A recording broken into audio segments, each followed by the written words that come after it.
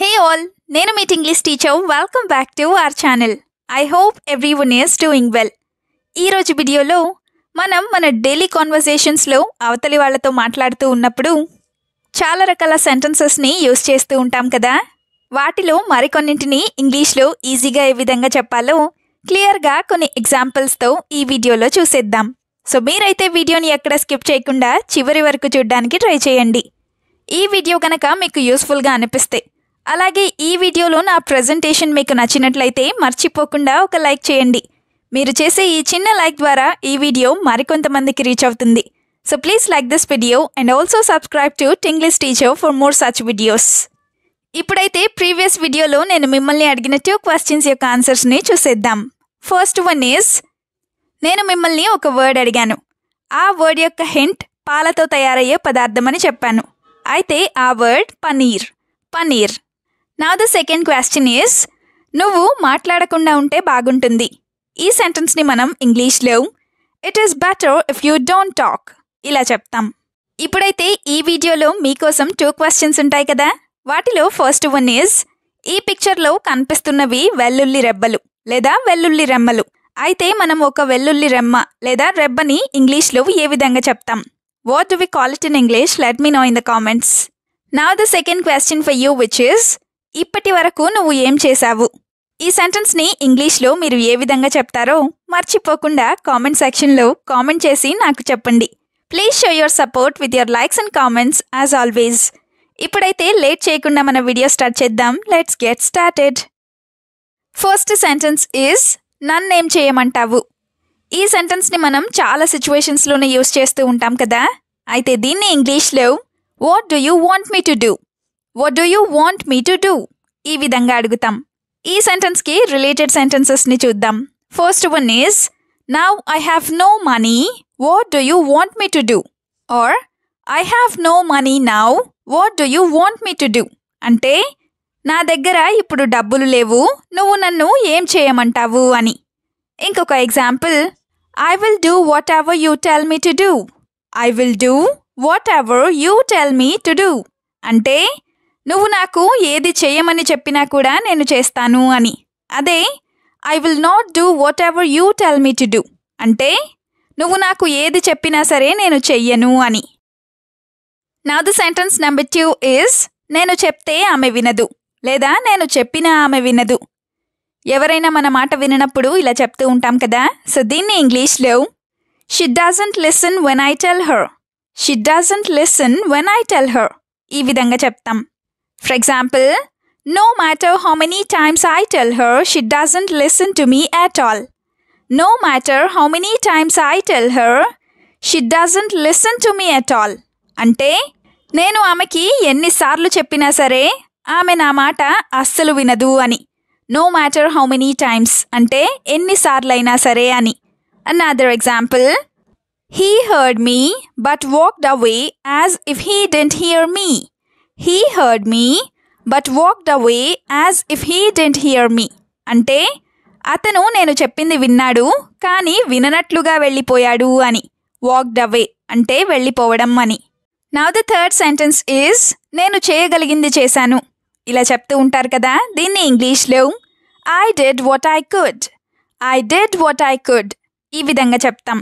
I did అంటే నేను చేశాను అని. what I could అంటే నేను చేయగలిగింది అని. అదే I will do what I can అంటే నేను చేయగలిగేది చేస్తాను అని. For example, I did everything I could and tried hard. I did everything I could and tried hard or tried very hard అంటే నేను చేయగలిగిందంతా చేసి చాలా ప్రయత్నించాను అని. ఇంకొక example, I have done what I have to do for you and let's see if you get a job. I have done what I have to do for you and let's see if you get a job.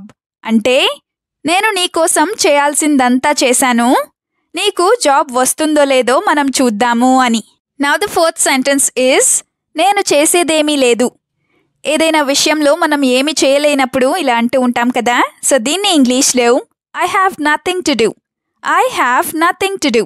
ఈ విధంగా చెప్తాం. For example, I don't need to do all this here, but I can't be without any work, so I am doing it. I don't need to do all this here, but I can't be without any work, so I am doing it. అంటే నాకు ఇక్కడ ఈ పనంతా చేయాల్సిన అవసరం లేదు, కానీ నేను ఖాళీగా కూర్చోలేక లేదా ఏ పని లేకుండా ఉండలేక చేస్తున్నాను అని. Now the example number 2 is, there is nothing to do here as they have completed all the work. There is nothing to do here as they have completed all the work. అంటే ఇక్కడ చేయడానికి ఏ పని లేదు, ఎందుకంటే వాళ్లే పనులన్నీ పూర్తి చేసేశారు అని. సెంటెన్స్ నెంబర్ 5 is, ఇవన్నీ తర్వాత మాట్లాడదామా. ఇలా అనుకుంటూ ఉంటారు కదా, దీన్ని ఇంగ్లీష్లో shall we talk about all this later? Shall we talk about all this later? ఈ విధంగా అడుగుతాం. లేటర్ అంటే తర్వాత అని. For example, let's talk about this money after we go home.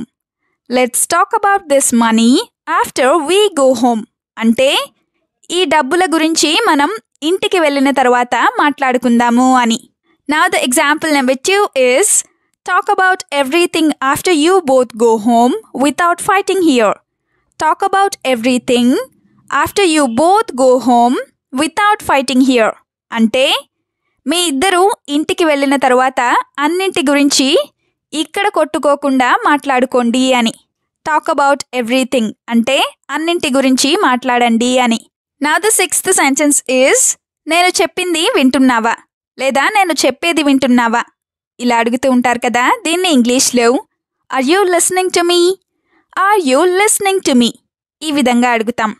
అదే లిసన్ టు మీ అంటే నేను చెప్పేది విను అని. For example, why are you looking at the phone when I am talking to you. Why are you looking at the phone or looking at your phone when I am talking to you అంటే నేను నీతో మాట్లాడుతూ ఉన్నప్పుడు నువ్వు phone వైపు లేదా నీ phone వైపు ఎందుకు చూస్తున్నావు అని. Another example, don't look at the phone while I am talking to you about something. Don't look at the phone while I am talking to you about something అంటే నేను నీతో ఒక విషయం గురించి మాట్లాడుతూ ఉన్నప్పుడు నువ్వు ఫోన్ వైపు లేదా ఫోన్లో చూస్తూ ఉండకు అని. నెక్స్ట్ సెంటెన్స్ ఈజ్, నేను అతనితో మాట్లాడనా లేదా ఆమెతో మాట్లాడనా. ఇలా అంటూ ఉంటారు కదా, దీన్ని ఇంగ్లీష్లో shall I talk to him or shall I talk to her ఈ విధంగా అడుగుతాం. ఈ సెంటెన్స్కి కొన్ని ఎగ్జాంపుల్స్ని చూద్దాం. First one is, I talked to her about you and she said she will take care of everything. I talked to her about you and she said she will take care of everything. అంటే నేను నీ గురించి ఆమెతో మాట్లాడాను, ఆమె అన్నీ చూసుకుంటానని చెప్పింది అని. టేకింగ్ కేర్ ఆఫ్ ఎవ్రీథింగ్ అంటే అన్నీ చూసుకోవడం అని. Another example, I will definitely talk to him and tell you what the matter is. I will definitely talk to him and tell you what the matter is. అంటే నేను అతనితో తప్పకుండా లేదా ఖచ్చితంగా మాట్లాడతాను, అలాగే విషయం ఏంటో నీకు చెప్తాను అని. Now the last sentence is, ఇదంతా నువ్వే చేసుకున్నావు లేదా ఇదంతా నువ్వే చేశావు. ఇలా అంటూనే ఉంటారు కదా, దీన్ని ఇంగ్లీష్లో You did all this yourself. You did all this yourself ఈ విధంగా చెప్తాం. Let's have some examples now. First one is, you lost your phone because you were careless. You lost your phone because you were careless. అంటే నువ్వు అజాగ్రత్తగా ఉండటం వల్లే నువ్వు నీ ఫోన్ని పోగొట్టుకున్నావు అని. కేర్లెస్నెస్ అంటే అజాగ్రత్తగా ఉండటం అని. Now the second example is, you did all this yourself. Why are you talking about me again? You did all this yourself.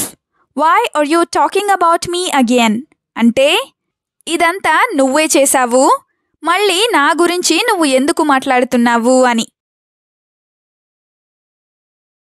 That's all for today. Thank you so much for watching this video.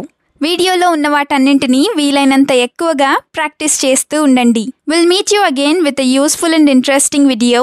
Until then, keep learning, keep practicing, and keep supporting Tinglish Teacher. Have a nice day. Bye-bye.